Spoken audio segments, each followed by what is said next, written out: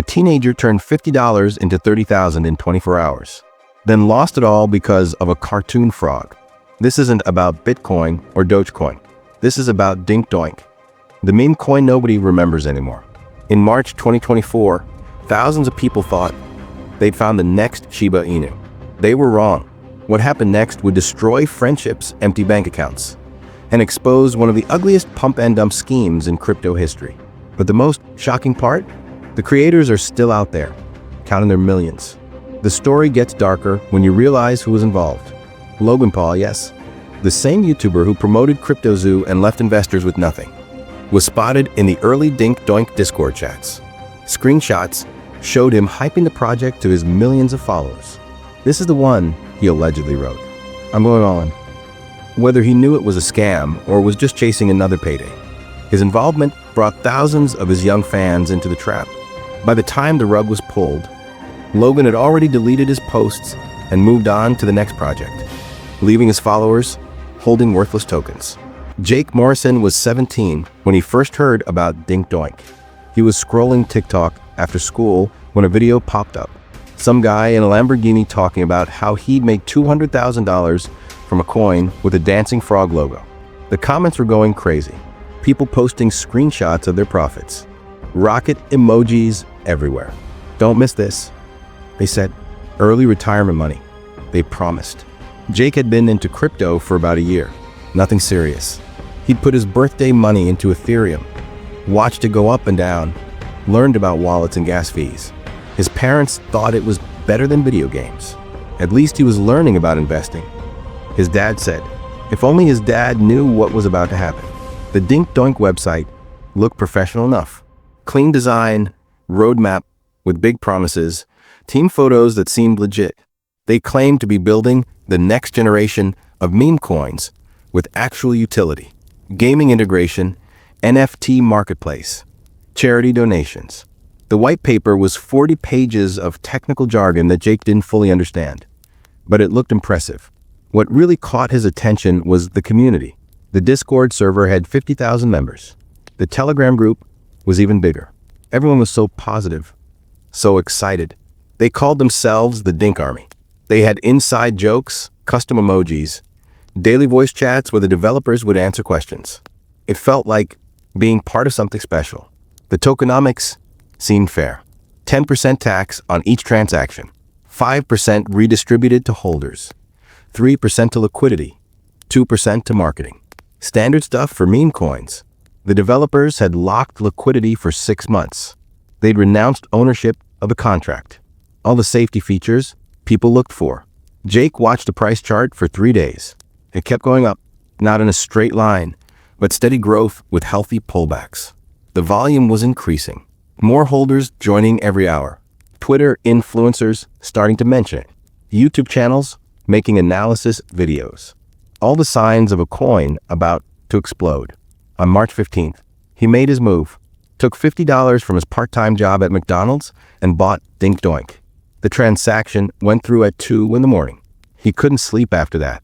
Just kept refreshing his wallet, watching the numbers change. By sunrise, his $50 was worth $200. By lunch, $500. His hands were shaking in chemistry class as he checked his phone under the desk. $800. More money than he'd ever had at once. His friend Tyler noticed him smiling and asked what was up. Jake showed him the wallet. Tyler bought in immediately. The Discord was going insane. People posting gains that seemed impossible. Someone claimed they'd turned 500 into 50,000. Another said they'd paid off student loans. The developers did an emergency voice chat to calm everyone down. This is just the beginning, they said. Wait until next week's announcement. That's when someone posted the screenshot that changed everything. Logan Paul in the VIP channel, talking directly with Captain Dink. My audience is ready, Logan wrote. Just give me the signal. The community exploded. If Logan Paul was involved, this was going to be massive. His CryptoZoo disaster was forgotten. This time would be different. This time he was early. Jake's mom asked why he was so distracted at dinner. He wanted to tell her, but something held him back. Maybe because he knew she'd make him sell. Maybe because he wanted to surprise his parents with something bigger. He pictured paying for his own college, buying his mom the car she'd been wanting. $50 to life-changing money. It was happening. By midnight, his wallet showed $3,000. 60 times his investment in one day. The chart looked like a rocket ship. The community was talking about hitting $1 billion market cap. Major exchange listings coming soon. Celebrity endorsements in the works. Everything was falling into place. But Sarah Chun was watching from the sidelines with growing concern. She'd been in crypto since 2017, survived multiple crashes, seen countless scams. Something about Dink Doink didn't sit right. The team photos looked too stock image perfect. The white paper had sections copied from other projects. The contract code had hidden functions that worried her. She tried warning people in the Discord, got banned within minutes. Posted on Reddit's cryptocurrency subforum, downvoted to oblivion by the Dink Army. Made a Twitter thread breaking down her concerns. Received death threats in her DMs. The community didn't want to hear doubts. They were all going to be rich. Jake woke up on March 16th to see his wallet at $8,000. His initial 50 had multiplied 160 times. The Discord voice chat had 3,000 people listening to the lead developer, who called himself Captain Dink, explaining the roadmap. Partnership with a major gaming studio next month. Charity event with a famous streamer. Billboards in Times Square already booked. Tyler had told other friends. Soon half of Jake's high school seemed to be buying Dink Doink. The computer lab at lunch was full of kids checking charts. Teachers had no idea what was happening. Everyone whispered about their gains, shared wallet screenshots, calculated what they'd buy with their profits. The local news picked up the story. Teenage crypto millionaires, the headline read. They interviewed a kid from the next town over who claimed to have made $100,000. He was 18, talked about dropping out to trade full-time. His parents stood behind him, proud but confused. The reporter asked about risks. The kid laughed. The risk is not buying, he said. Jake's wallet hit $15,000 that afternoon, 300 times his investment in 48 hours. His hands shook as he did the math. If it went another 10 times from here, he'd have $150,000. If it pulled a Shiba Inu and went 1,000 times, he'd have $15 million. The numbers made him dizzy. But then he noticed something odd. When he tried to sell a small amount, just to test, the transaction failed. Gas fees were insanely high, almost more than what he was trying to sell. He asked in the Discord. Others were having the same issue. Just hold, everyone said. Diamond hands get rewarded. Captain Dink addressed it in the voice chat. Technical issues with high volume. He explained. They were working on it. In the meantime, he had huge news. A major celebrity was about to tweet about Dink Doink. He couldn't say who, but it was someone with 50 million followers. The pump hadn't even started yet. Sarah Chun was digging deeper. The team photos were indeed stock images, reverse search to a photography site. The LinkedIn profiles linked from the website had been created just weeks ago. The charity partnerships they claimed, those organizations had never heard of Dink Doink. The gaming studio partnership, complete fabrication. She found something worse in the blockchain data. Dozens of wallets connected to the deployer address, all holding massive amounts of tokens. They've been slowly selling into the pump, careful not to crash the price. Millions of dollars already extracted while telling everyone else to hold. Jake's wallet showed $22,000 on the morning of March 17th, but the chart was starting to look different. Sharp drops followed by weak recoveries, volume decreasing. The Discord mood shifting from euphoric to nervous. Where was the celebrity tweet? When would the exchange listings happen? Captain Dink's voice had an edge when he addressed concerns. This is normal consolidation, he insisted. Weak hands selling to strong hands. If you can't handle 20% dips, you don't deserve 1,000% gains. The community rallied. Diamond hand emojis flooded the chat. By the dip became the battle cry. Jake wanted to take some profits, just enough to get his initial investment back. But the self-function still wasn't working properly. Others reported the same issue. Some said they'd managed to sell by using different wallets or specific settings. The instructions were complicated, conflicting. Every attempt cost gas fees, whether it worked or not. His friend Tyler was panicking. He'd put in $500, borrowed from his older brother. His wallet had shown $8,000 at the peak. Now it was down to 6,000 and fallen. He needed to sell before his brother found out. But he couldn't. None of them could. The Reddit detectives were piecing together the scam. The contract had a hidden honeypot function. Buying was easy. Selling was nearly impossible unless you knew the exact method. And even then, the developers could blacklist addresses at will. It was a trap designed to look like technical difficulties. Sarah posted her findings everywhere she could. This time, people started listening. The price began dropping faster. 5%, 10%, 20%. The Discord mods worked overtime deleting FUD. Fear, uncertainty, doubt. Anyone asking about selling was banned. True believers only, they said. Jake watched his 22,000 become 18,000, then 15, then 12. Still couldn't sell. The celebrity tweet never came. The exchange listings were delayed due to regulatory issues. Captain Dink's voice chats became less frequent, more aggressive. He blamed the community for not promoting enough, for letting FUD spread. March 18th was a bloodbath. Jake woke up to his wallet showing 8,000. By noon, 5,000. The Discord was in chaos. People sharing screenshots of failed transactions, demanding answers, threatening lawsuits.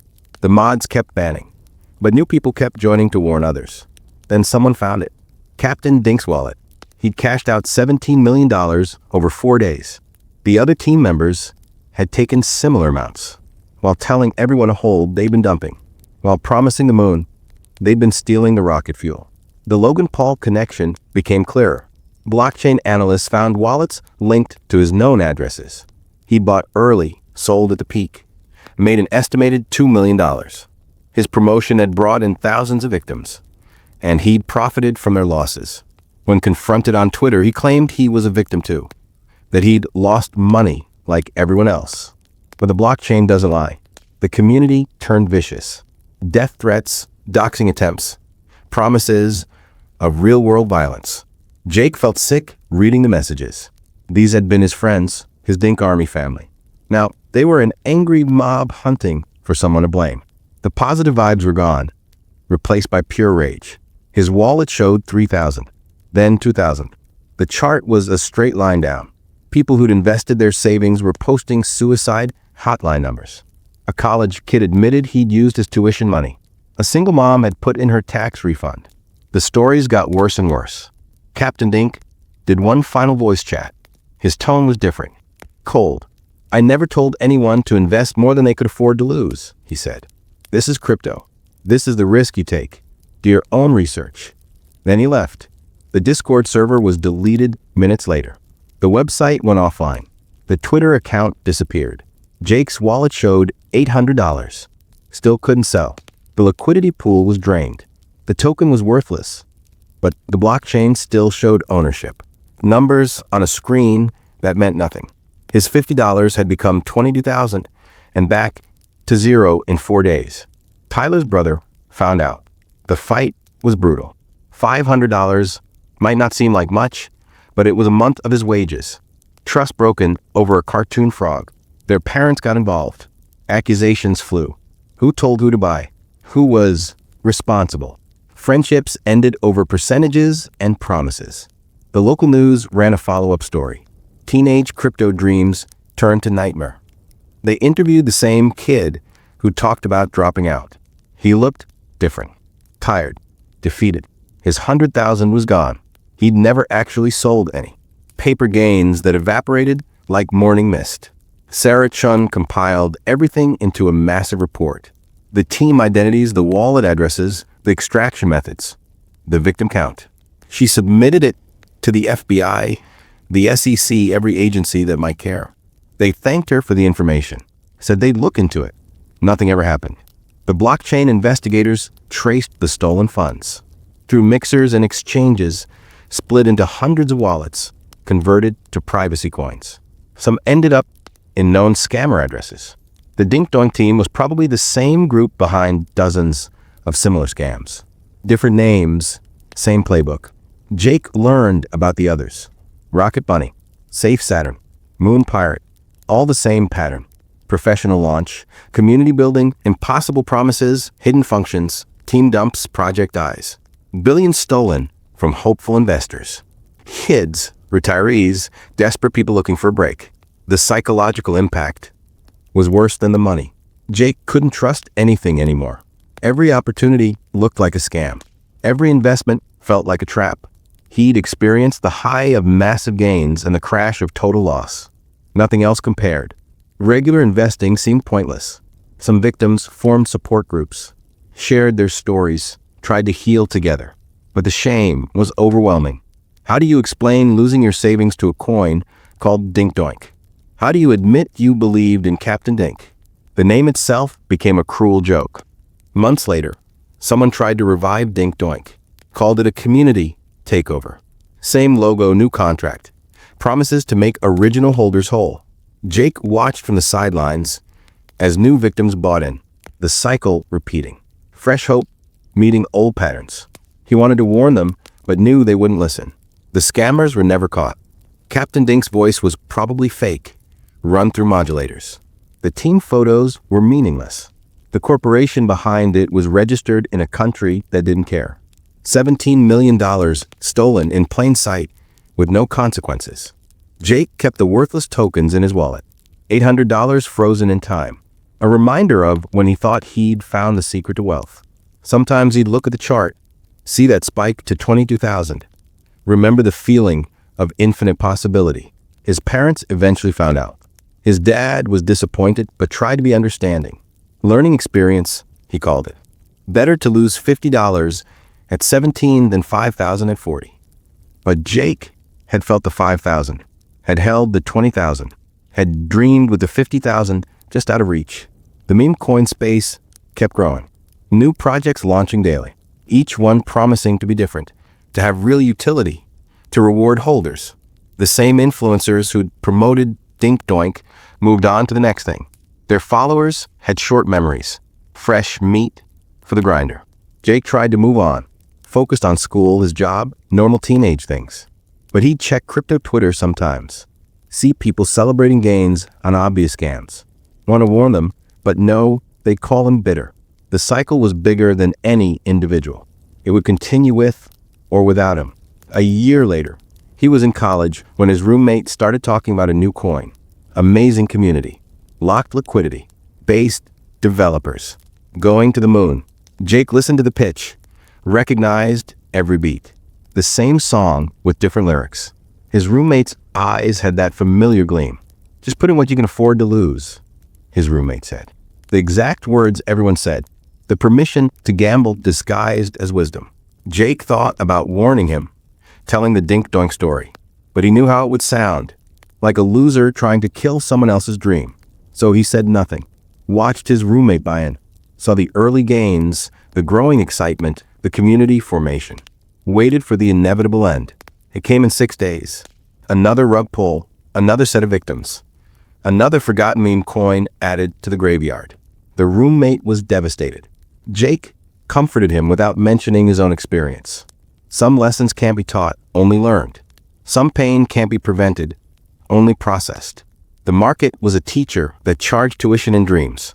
Saracen kept investigating, found connections between hundreds of scam projects. Same code patterns, same marketing strategies, same extraction methods. A whole industry built on exploiting hope. She published reports, gave talks, warned whoever would listen. But new victims were born every day. The technology evolved. Scammers got smarter, added more safety features that weren't really safe, created more elaborate stories, hired better marketers. The next Dink Doink would be harder to spot, more sophisticated, more devastating. Progress in all the wrong directions. Jake graduated, got a real job, built a normal life. But he kept his crypto wallets, still checked prices. The addiction never fully left. Once you felt your money multiply by 300, everything else feels slow. Once you've seen $50 almost become 50,000, every paycheck feels small. He'd tell the story sometimes, at parties to friends as a cautionary tale. People would laugh at the name, Dink Doink. Couldn't believe anyone would invest in something so obviously silly. He'd smile and agree. Let them think they were smarter. Everyone was smart until the moment they weren't. The blockchain still held the evidence. Every transaction recorded forever. The pump, the dump, the trap tokens. A permanent monument to temporary madness. But what Jake didn't know was that the evidence would eventually lead somewhere nobody expected. 2 years after the collapse, Sarah Chun made a discovery that changed everything. She'd been tracking wallet addresses for another investigation when she noticed something strange. The Dink Doink millions hadn't disappeared into crypto mixers like everyone thought. They'd been moving, slowly, carefully, all flowing toward one destination. She called Jake at midnight. "You need to see this," she said. Her voice had an edge he'd never heard before. "Captain Dink isn't who we thought he was." The trail led to a legitimate cryptocurrency exchange. One with real offices, real employees, real compliance departments. The stolen millions had been slowly converted and deposited into corporate accounts. The company's name made Jake's blood freeze. Maverick Ventures, Logan Paul's investment firm. But that wasn't the worst part. Sarah had found employment records, voice analysis matches, transaction patterns that lined up perfectly. Captain Dink hadn't been working with Logan Paul. Captain Dink was Logan Paul, or someone very close to him. The voice modulation had hidden a familiar accent, a specific speech pattern that AI analysis now revealed. Jake stared at the evidence. It couldn't be true, but the blockchain didn't lie. Every transaction pointed to the same conclusion. The biggest influencer in crypto had personally orchestrated the scam that destroyed thousands of lives. And he'd done it before, and he was doing it again. "We have to go public," Sarah said. But Jake hesitated. Logan Paul had lawyers, millions of followers, a narrative that he was always the victim. Who would believe them? 2 nobody investigators against a celebrity empire? Then Jake's phone buzzed. Unknown number. He almost didn't answer. The voice on the other end was nervous, young. "Is this Jake Morrison, the Dink Doink guy?" When Jake confirmed, the caller exhaled sharply. "I work at Maverick Ventures. I have information, but I need protection." The whistleblower's name was Marcus. He'd been Logan's personal crypto advisor for 3 years, had helped set up wallets, plan launches, coordinate with developers. He'd kept records of everything: voice recordings, screenshots, wallet keys, enough evidence to prove what Sarah had discovered and more. "Why now?" Jake asked when they met in person. Marcus looked exhausted. "Because he's about to do it again. Bigger this time. He's launching something called Moon Ape tomorrow. Same playbook, but refined. He'll steal hundreds of millions this time." The 3 of them had less than 24 hours. Sarah worked on tracing the technical connections. Marcus provided insider details. Jake reached out to every media contact he'd made over the years. But nobody wanted to touch it. Too risky. Too explosive. Logan Paul's lawyers had destroyed journalists for less. As the hours ticked down, they watched the Moon Ape marketing campaign roll out. Influencers suddenly promoting it. Mysterious billboards appearing in major cities. The website going live with promises of revolutionary technology. The Discord server filling with excited investors. History preparing to repeat. Jake made a decision that would change his life. He went live on Twitter Spaces. No preparation, no script, just started talking. Told the Dink Doink story again, but this time with the new evidence. Sarah fed him blockchain data in real time. Marcus confirmed details from his burner account. The space had 12 listeners at first, then 50, then hundreds. Someone shared it on Reddit, someone else on TikTok.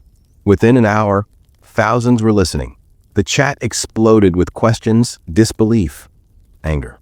Other Dink Doink victims joined, sharing their stories. The momentum built. Logan Paul's team noticed. His lawyers sent cease and desist notices in real time. Threatened lawsuits. Promised destruction. But Jake kept talking. Sarah kept posting evidence. Marcus kept confirming. The truth had momentum now. Hard to stop once it started rolling. Then something unexpected happened. Other whistleblowers emerged. Former employees of other scam projects. Developers with guilty consciences. Influencers who'd been paid to promote. They all started talking. A dam of silence breaking all at once. The Moon Ape launch was in 6 hours. Pre-sale about to go live. Millions of dollars waiting to be stolen. But now thousands of people were watching, warning others, sharing the evidence, the scam machine grinding against unexpected resistance. Logan Paul went live on Instagram, denied everything, called Jake a jealous hater, said Marcus was a disgruntled employee, claimed the blockchain evidence was fabricated. His followers rallied. Death threats flooded in. Jake's address got posted online. His family had to leave their home. But the evidence was overwhelming. News outlets that had ignored the story couldn't anymore. The SEC, which had been useless before, suddenly announced an emergency investigation. Cryptocurrency exchanges began freezing associated wallets. The house of cards starting to wobble. For hours until Moon Ape launch, the website crashed under traffic from people looking for evidence of fraud.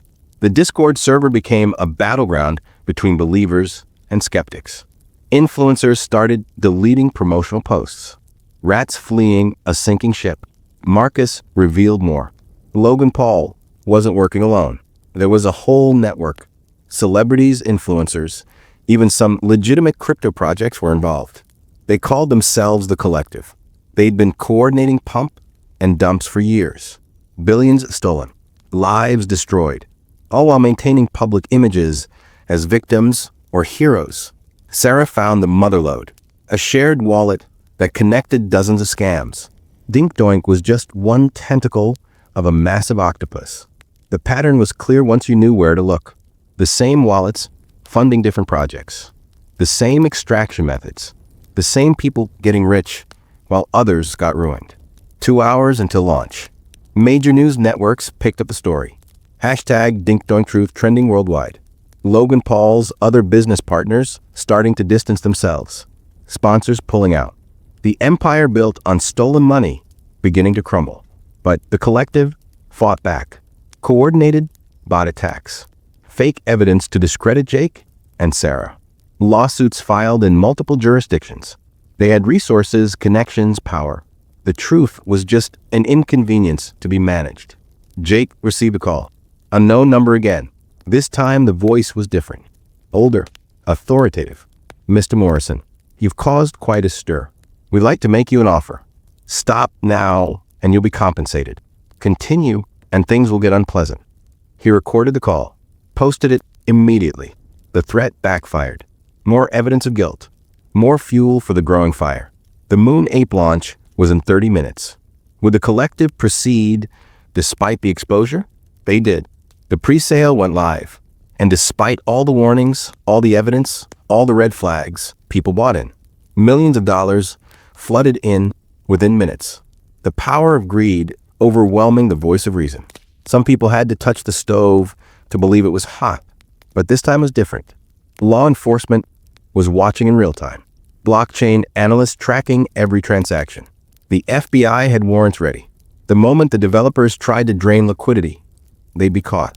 The trap set by Jake, Sarah, and Marcus was about to spring. 20 minutes into the launch, it happened. The Moon Ape developers initiated the rug pull, tried to drain the liquidity pool, transfer the funds to their wallets. But the transactions were flagged. Exchanges froze the assets. Law enforcement moved in. The raids happened simultaneously. Los Angeles, New York, Dubai. Coordinated international operation. Logan Paul was arrested on live stream, still denying everything even as FBI agents read him his rights.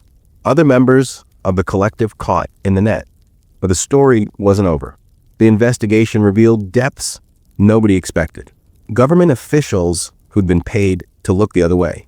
Traditional finance institutions that had knowingly processed stolen funds. The scam was a symptom of a disease system. Jake became the face of the victims' fight for justice. Death threats continued. His normal life was over. But something had changed. The victims weren't helpless anymore. They'd proven that coordination could beat corruption. That truth could overcome influence. That the blockchain's transparency could be a weapon for justice. The trials would take years. The money might never be fully recovered. The Collective had tentacles everywhere. But the tide had turned. Every new scam faced immediate scrutiny. Every influencer thought twice before promoting suspicious projects. The cost of crime had increased. Marcus entered witness protection. His testimony would be crucial. He'd kept recordings of everything. Conversations where the collective laughed about their victims. Planning sessions for new scams. The banality of evil documented in corporate meetings. Sarah Chun became a hero in the crypto security world. Job offers from major exchanges. Speaking engagements at conferences. Her work had exposed not just one scam, but an entire ecosystem of fraud. She chose to start her own firm. Hunting scammers became her business. Jake's story went viral in ways Dink Doink never had. A documentary deal. A book contract. Speaking tours. He'd lost $50 and gained a purpose. But the cost was high. His family lived in fear. His children changed schools. Privacy became a memory. The Logan Paul trial became a circus. His lawyers claimed deepfakes, mental illness, coercion, every excuse except the truth. His fan base split. Some still believed in his innocence. Others felt betrayed. The parasocial relationship broken by reality. Evidence emerged of other victims who hadn't been as lucky as Jake. Suicides linked to the collective scams. Families destroyed. Retirements vanished. The human cost calculated in more than dollars. Real blood on digital hands. But the most shocking revelation came from Marcus's files. The collective had been planning something bigger. Not just another meme coin. They wanted to create their own blockchain, their own ecosystem. A permanent extraction machine disguised as innovation. Billions at stake. The plan was sophisticated. Recruit legitimate developers. Partner with real companies. Get regulatory approval. Then once millions were invested, slowly drain value through hidden mechanisms. A long con that could have lasted years. Death by 1,000 cuts. Jake testified before Congress. Explained how easy it was to fall for scams. How sophisticated the psychological manipulation was. How current laws were inadequate. Some representatives listened. Others, he noticed, seemed nervous. How deep did the collective's influence go? New evidence kept surfacing. Celebrity endorsements that were actually extortion. Influencers who'd been threatened into compliance. A whole shadow economy of coercion and corruption. The meme coin scams are just the visible part of a much larger machine. Sarah's analysis revealed the scope.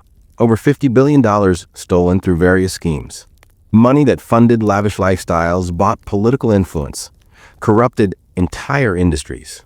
The cartoon frog had been a tiny part of a massive criminal enterprise. The trials began. Jake watched Logan Paul in court. No longer the confident influencer. Now just another defendant in an orange jumpsuit. The voice analysis confirmed what Marcus had revealed. Captain Dink's modulated voice matched Logan's speech patterns perfectly. But victory felt hollow. The money was gone, scattered across thousands of wallets, converted to cash, spent on luxuries. Some recovered funds would be returned to victims, but cents on the dollar. Justice served cold and incomplete. New scams still launched daily. The collective was wounded, not dead. New players filled the vacuum. The technology that enabled transparency also enabled theft. The fundamental problem remained unsolved. How do you protect hope from exploitation? Jake's book became a bestseller. The Dink Doink Deception. How I Exposed Crypto's Biggest Scam Ring. He donated profits to victim funds. Tried to balance the scales. But no amount of money could undo the psychological damage to thousands. Speaking engagements took him around the world. He met victims from every country. Heard stories in every language. The pain was universal. The shame consistent. The anger justified. But also the resilience. Humans adapting, learning, surviving. His children grew up different because of Dink Doink. More cautious. Less trusting. They'd seen their father threatened for telling the truth. Learned early that justice was expensive and incomplete. But they'd also seen him fight. Seen him win. Learned that victims could bite back. The cryptocurrency industry tried to reform. New standards. Better security. Improved verification. But innovation in fraud matched innovation in protection. The arms race continued. Each side learning, adapting, evolving. Jake kept the screenshot. $22,000 that started everything. But now it meant something different. Not a reminder of loss, but of transformation. Proof that the worst moments could become turning points. That victims could become hunters. Years later, he got a message. Someone in Indonesia who'd avoided a scam because of his story. Someone in Nigeria who'd recognized the patterns. Someone in Brazil who'd warned their community. The ripples spreading. Lives saved. Futures protected. The collective's trials continued. Some convicted. Others acquitted on technicalities. Logan Paul got 7 years. Served 3. Came out claiming redemption. Started a podcast about second chances. The cycle of shamelessness continuing. But the landscape had changed. Scammers operated more carefully. Victims organized faster. The balance of power shifted slightly. Not victory, but progress. Not justice, but deterrence. Small wins in an endless war. Jake retired from the spotlight eventually. Returned to financial advising. But now with a mission. Every client educated about scams. Every consultation included warnings. Every investment discussion covered psychology. The teacher taught by experience. His final interview was with a young journalist who'd been in elementary school during Dink Doink. She asked if he regretted buying those tokens. He thought about everything that followed. The pain, the fear, the fight, the victory. No, he said, I regret that it happened, but not what happened because of it. The Dink Doink story became required reading in some economics courses, a case study in market manipulation, but more importantly, a testament to what ordinary people could do when pushed too far. Proof that sometimes David could at least wound Goliath. Sarah Chen's company became the leading crypto security firm. Marcus wrote his own book, From Witness Protection. The 3 unlikely heroes who'd exposed the collective, connected by catastrophe, united by purpose. Proof that good could come from evil. But somewhere right now, a new scam is launching. New victims are buying in. New criminals are counting profits. The wheel spins eternal. The only difference is now there are more people watching, more voices warning, more hands ready to fight back. Because of $50. Because of a cartoon frog. Because one 17-year-old's loss became thousands of people's salvation. The war continues. But now the victims fight back. And sometimes they win.